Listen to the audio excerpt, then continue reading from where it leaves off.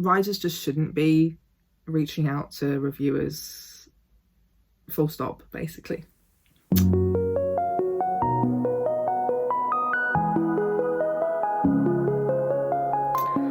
Hi pals, it's me, Artie, and here we are with my reading wrap up of February and March. I read quite a lot in February again.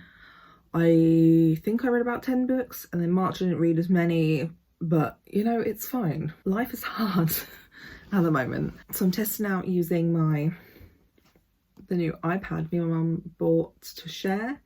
It's not new, it was bought secondhand. I can't remember which one it was. 3? I don't know. But here we go. No more notes. Paper. What?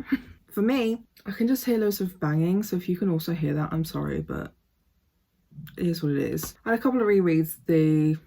Hello, why can't I speak? I did a couple of rereads during this last couple of months. Some that you already know about because I made a video talking about non-binary representation being trash. Some that you don't know about. I also was reading a lot of NetGalley books, so I don't have all of the physical copies. So I read 15 books altogether. Some of them were quite long, and some of them were not so long, but were difficult to get through, I won't lie. So I'll just start with, oh shit, the first 3 books of the Host Club. So I'm going through, you know, a lot of books I've read years ago, lots of books that I've just owned for a long time. And I'm doing the manga marathon reading video, so I'll definitely have more details in that and more of my reactions. But I mean, also there was that video I made a while ago where I was just wow, Ouran High School Host Club is giving me dysphoria and I want to die. I loved this series when I was younger because it was one of the very few main characters I probably saw myself in before I realised I was non-binary. You know, I talk about in that other video that I really enjoyed plots of girls who look like boys and have to pretend to be a boy. Those are just my jam. I fucking loved that shit. So I read the first 3 and the third book was just so painful to get through, and I have 3 more of them. I'm not sure if I'll continue. That's still sort of that's been shelved for the moment. It was just really sad and shitty that another series that I enjoyed, that I feel was part of me figuring myself out, is actually incredibly damaging to my mental health. So that was really great and really fun. Another reread I did were the 2 Rupi Kaur, I don't know how to say her last name, poetry books, Milk and Honey and The Sun and Her Flowers. Oh my god, Milk and Honey is really dirty, so I'm really sorry about that. The texture of the book is very difficult to make it look and stay clean. Again, I really enjoyed reading through Milk and Honey. I think I relate to this book a lot more anyway.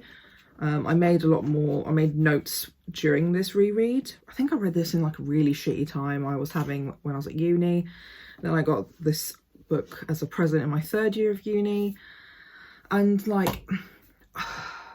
have a very love-hate relationship with Rupi's poetry, because for one, a lot of it doesn't really qualify as poetry.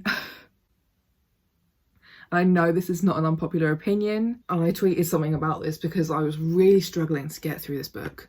Whilst there are some pieces that I thought were really lovely and really thought and emotion provoking, especially the parts about being part of an immigrant family, you know, those parts I thought were really lovely and beautiful. But oh my god, does she just fucking word wank. I did skip a lot of the longer sections because I just did not care. There are a few bits in here as well, reading it now in a more stable state, I just find her poetry very whiny in a lot of ways. So I know she's got a new book out. Will not be buying that. I mean, okay, I marked this page because this is what I mean by what the fuck is this? This page's whole poem is literally to be 2 legs on one body. A relationship. What the fuck is that? Ugh. You know, like, damn, Gabby Hanna definitely got her shitty poetry from somewhere, but somehow made it worse. Because this is bad, but Gabby Hanna's is worse. From videos I've watched where they read out her poetry. You know, I just would have appreciated more actual poetry in these fucking books. But that's all I'm gonna say on that. I just absolutely wanting to fucking kill myself reading it. It was so hard getting through that second book. I'm probably never gonna read it again unless I want to use it for some kind of like an analysis, you know. I did start reading the Blue Exorcist manga. Again, this is one that I think I enjoy. I'm going to continue reading the copies that I do own. I think I have up to book 5 or 6 or something like that. Maybe 4. Yeah, I enjoy manga. I enjoy the way things are drawn. I enjoy the kinds of like plot and tropes that are quite typical for manga, and I really enjoy the kinds of character arcs and character types that you get, particularly in like these are shoujo, right? I don't remember. It's been a while. A lot of this stuff has fallen out of my head. Just wish it were gayer, you know, just wish it were gayer. Again, that'll be in more detail in my manga reading marathon video. I then also finally read this book that I've had for a while. Sorry, my voice keeps being like that. Jacqueline Wilson's Girls in Love. I remember watching the show briefly for a while. I'm also going to do a video on reading Jacqueline Wilson books, so more details of this and a few other books that I haven't actually read yet, or haven't read again since I was a kid. You know, Jacqueline Wilson came out as gay, and I was like, cool, iconic. Then she said something really transphobic, and I was like, wow, I want to die. So I don't know if she was just ignorant and whether she's taken it back or not. I'm not sure. Is she a TERF? Who knows? Someone's gonna have to figure that out and tell me. And like, this book was going relatively well until she started using slurs. Like, she uses the T slur in this, and then a few other slurs thrown in there near the end. And I was like, why? You were doing so well. This was like written or published in 1999, and it's definitely more forward than a lot of the books that are similar that I read as a teenager, like the Georgia Nicholson books. Like, it's basically probably what inspired Georgia Nicholson, except Georgia Nicholson is not as, I don't know, it doesn't teach lessons. Georgia Nicholson glamorizes dating older men when you're all like literally underage, between the ages of like 14 and 16. This book was like, hey, men are dangerous at the very least. And I was like, cool, okay, I can stand by this. And like, I was reading it when there was more stuff coming out about like the alternative music scene and, you know, band members fucking abusing their underage fans. And like, this was literally about meeting a boy who was kind of in that scene. So I was like, wow, still relevant today somehow. It gives me a mental illness. So yeah, I'm very torn about that book as well. I read Act Your Age, Eve Brown, did a whole reading vlog on it, so if you want to know more about how I felt about it, definitely recommend you watch that. I did that for a book tour. I basically thought it was really great. Talia Hibbert, I think, is a really good writer. I definitely want to go and read the other books that she's written about the other sisters. Yeah, I don't know, there's not really a lot for me to say because I said basically all of it in a video already, and I just really enjoyed the book, and it came to me at a good time, especially after all the shit I was feeling from Orange High School Host Club. It kind of gave me hope, so highly recommend reading that one. I read the sneak peek of Ace of Spades, which was like 3 chapters, I think.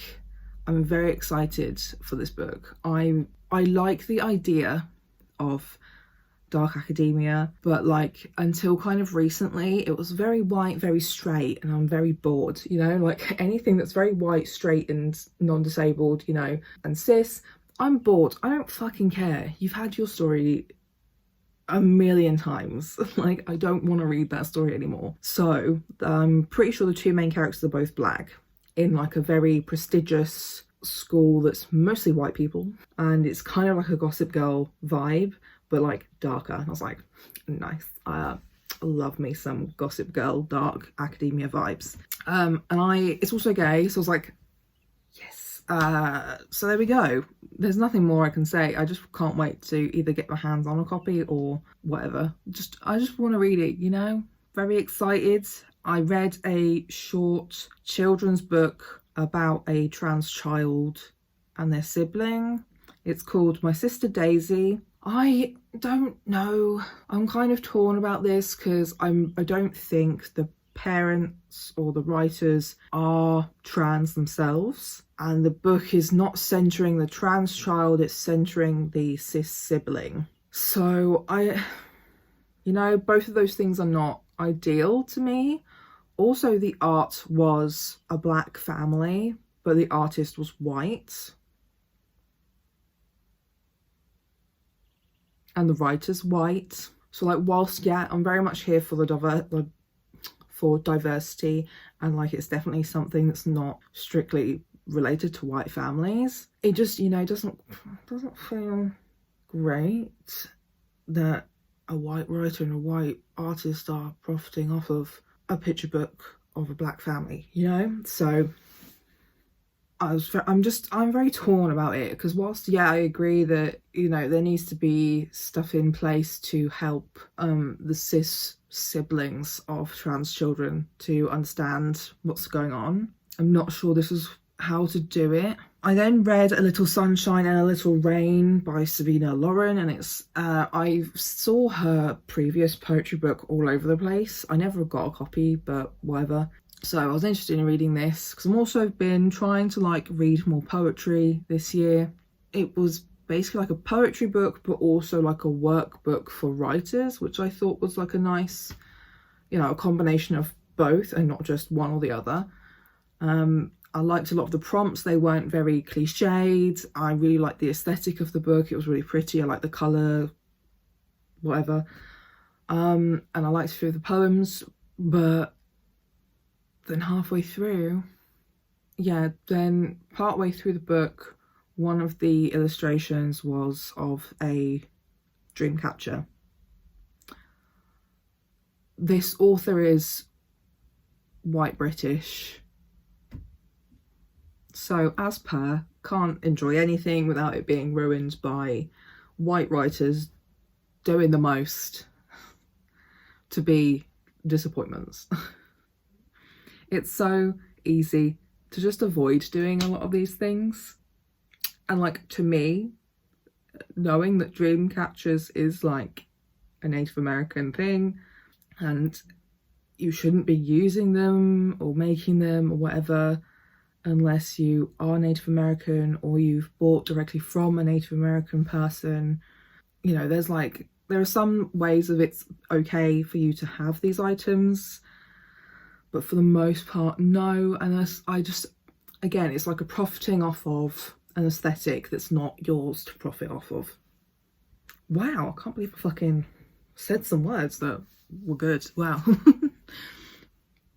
See, like, again, it's like profiting off of a thing that's not your experience or your culture or your, you know.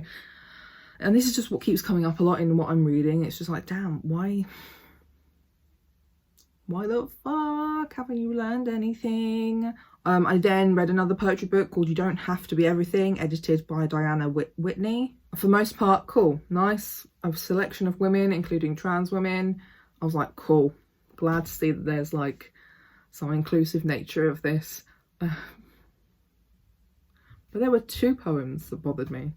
One of them was really bioessentialist about women having periods and feminist history of periods or some shit, and it was just like, it just really ignored non-binary people who have periods, trans men who have periods, trans women who don't have periods, also cis women who don't have periods. And it's just like, considering this is a book with trans writers included, I felt like that was just like a absolute hit and miss. Hit or miss. The best they never kiss, huh? You got a boyfriend, I bet he doesn't kiss ya. Yeah, anyway, so that was one of them that I was like, why the fuck is that included? Again, another one of those moments where like, okay, so the editor really didn't take a moment to fucking think about it, so I'm very confused. And there was another one that was very, I'm not like other girls, and shaming girls for being like other girls, and enjoying popular girl hobbies, culture, you know, and it's just like, fuck off. If this is a book for all girls, why are you including a poem that shames girls? You know, so like, most of the poems I enjoyed, I thought they were really nice. It would have been a poetry book I would have gotten a lot from as a teenager. It included queer women, trans women, women of colour, of different religions and lived experiences, and included good feminism and not this weird bioessentialist feminism. Like, you know, there was a lot in there that I was like, yeah, this would have been great for me as a teenager, except from these two fucking poems. Why you like this? Gives me mental illness. I read another poetry book called I Am Tired of Being a Dandelion by Zane Frederick, and this is a queer writer, and I basically described it on my Instagram as like, for people who loved or enjoyed Milk and Honey by Rupi Kaur, it's got a similar vibe and feel and sometimes structure to that, but there is some fucking structure and rhyming schemes, you know, actual poetry in this book. It is out now as well, and it's one I would buy. I actually really enjoyed that one. There were some parts that were like things that I personally couldn't relate to, about kind of falling in love with a straight man and still like thinking there was possibility. You know, it was definitely more of like a cis gay man's point of view of the world, which is fine. And there are other parts that other poems I did relate to and enjoy as well. And I do feel like there needs to be more poetry that's like overtly gay. So like, you know, we know all of these old poets from the olden days were gay, but I don't know, this is just kind of like obvious and openly gay. And I enjoyed that. And I enjoyed that there was like a good balance between the Milk and Honey vibe that I like, but also actual poetry structure and schemes and things like that. So that's one I also recommend. I read this romance book. So this is a tough one, because whilst I did enjoy reading it, it was fun, it was not good. It was not good. It felt clear that it was not written for a queer audience, even though it was definitely a queer romance novel. It's called Dead Sea by Mia Kerick. And whilst, you know, I am an absolute piece of shit for like bully and bullied becoming lovers, I know, but I just enjoy it, all right? That's just where I'm at. That's basically what this trope was. Yeah, it was just very surface level a lot of the time. Many things didn't actually make a lot of sense. So like the main character, one of the main characters, the bullied kid, I think his name was Larry, I've already forgotten what their names were, knows he's queer, isn't out yet, always tries to be invisible at school, but he enjoys cosplay. He enjoys dressing up as characters and taking on like particular traits. And this book talks about it as if cosplay is not a thing. Like, he even Googles it and he can't find any word for what he's doing. I'm like, that's literally just fucking cosplay. What are you talking about? So like, that was one of my biggest issues with this book, was just like, that does not make any sense. And it's like clearly written by someone who hasn't actually done their research into their idea, basically. Because cosplay is very common. So many people cosplay online, in real life, in person. There are whole conventions where people go and cosplay and there's competitions, you know? I was just like, ma'am, you are giving me mental illness. So like, yeah, that was one of my biggest problems. Because that's basically what the whole plot revolved around. Was his big secret is he likes to cosplay and sit in a gay bar, and he's discovered by some of the bullies at his school who take a picture of him and threaten him, and it's like, yeah, it's kind of embarrassing, but like, that doesn't make sense, you know? So like the whole overarching plot that was pushing the story forward was just so deeply flawed. The actual romance between the two boys just appeared to be very much for a straight audience, because they just throw in a sex scene right at the end where they both lose their virginities to each other, and they just like forget about real life. And like, that's where I'm like, okay, this is definitely not for a queer audience, because I think we appreciate reality in these kinds of situations, or at least like a bit of reality, because it just completely washed over the fact that, you know, neither of them would ever, I don't think, had sex full stop, let alone queer sex. So you know, there was no foreplay, there was no lube, there was no, you know, he just hopped on his dick and that was that. And that's how the story ended, when it really should have ended a few pages before that. Like, they really just shoved in this scene for the people who were there for a sex scene, and just it felt very forced and didn't make sense, full stop. So it just felt like it was for a straight audience, not for a queer one. And also, like, this is another book that did that thing where they just over talk all the time, and the main character just kept ruminating on this same thing, which was the cosplaying. And it's like, okay, you've said this exact sentence 14 times already. This book is like 400 to 500 pages long, when it really could have been 300 pages if you just cut out the repetitive shit. Like, that's one of my biggest pet peeves of like writing, like ignoring anything else to do with, you know, characters or structure or anything like that. When it comes to like the writing itself, absolutely fucking hate it when they just say the same thing over and over again to get more words. And it's like, we already understand why you're worried about this thing, main character. Why are you still saying it to me? I'm not like ignorant to your feelings, you know, like. Now we get to my last book of the 2 months, thank God, because this is a long recording, sorry. Dogs of Devtown by Taylor, this last name is interesting, hohulin,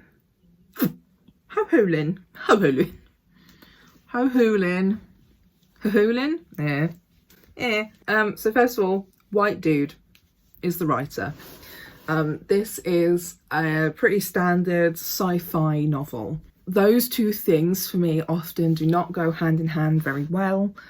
I often find them very boring, overly sexualizing main characters who are women, you know, lots of bad things. But actually, I quite enjoyed it. It was slow to get into, but I enjoyed it. It had elements of mystery, which is something that I am really into at the moment. Pardon me. So the mystery definitely kept me going. The main character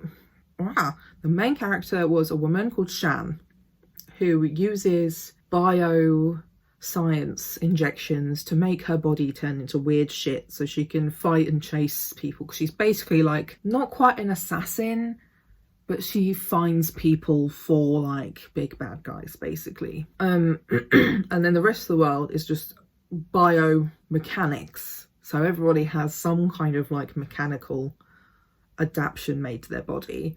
And that's how people access the internet now, is through like a port connecting to their literal body. They don't have computers anymore. It's like a very cyberpunky world. So that's a vibe. I was enjoying a lot of that.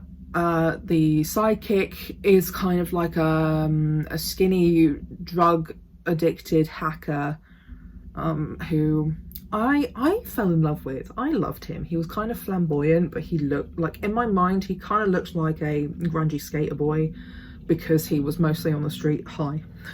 But he kept calling Shan hun, but I didn't read it as like a, oh, you're right, hun. I read it as like a, oh, you're right, hun. You know, like there's a difference. I don't know why, but that's how I read him. I was very upset they never got together in the books, but they did become friends. There is probably a second book coming, because there was an epilogue with a cliffhanger, very upsetting. But yeah, basically Shan has to find some dude for someone she works for. Yeah, becomes friends with Àbíké-Íyímídé. Like, he has like a funky kind of flamboyant name too, and I'm like, that's gay. But he's not, I don't know, he could be gay. But yeah, so the main character wasn't sexualized in any way. You know, like, men who write books think women's tits have feelings and their own functions. Very weird. But yeah, like, I was very into it. It was very believable. Nothing was like a crazy jump from the main plot kind of mood, if you understand what I'm trying to say, because I don't. I've been sat here for a long time trying to explain many books, so mental illness, innit? Yeah, generally I was just pleasantly surprised. I wasn't sure if I would like the main character. She's very like sarcastic and gruff, but actually I ended up liking that about her, and how she kind of gets soft for Àbíké-Íyímídé or whatever his name is. And she's kind of like nicer and softer for this, I think his name is Dr. Kim, or just Kim, I can't remember, because they're kind of friends. He's just some doctor who provides her with all these syringes. Yeah, and also like just generally both the syringes and the biotech stuff makes for an interesting theme to think about, because, you know, like, you don't know why people got these mechs. I think that's what they called them in the book as well. Some of them did it for fashion, some for function, but who knows? Some of these people could have been disabled, and it could be part of an accessibility thing. And I think that could be a really interesting thing for a writer to get into at some point. But yeah, I was basically just very pleasantly surprised about this book I read from a white man who was also a Christian. Like, it's kind of like a big thing of his bio is like, he's a Christian dude. I was like, okay, sir. Everything I am deterred from is basically you, no offense. But, you know, seeing as I've never successfully been able to read through a sci-fi novel written by a man, you know, I have to give him props for that. Well done. Thank you very much. I did enjoy that. I would actually maybe even read the second book. But that's my reading wrap up. Thank God, here I am, nearly 40 minutes into recording. I want to die. Leave a like on this video, comment down below anything about the books that I've been talking about. Let me know what you think. Subscribe to my channel, as I do try to continue posting weekly at least. You know, I talk books, disabled chronic illness stuff, queer and trans things. That's kind of my triquetra of topics.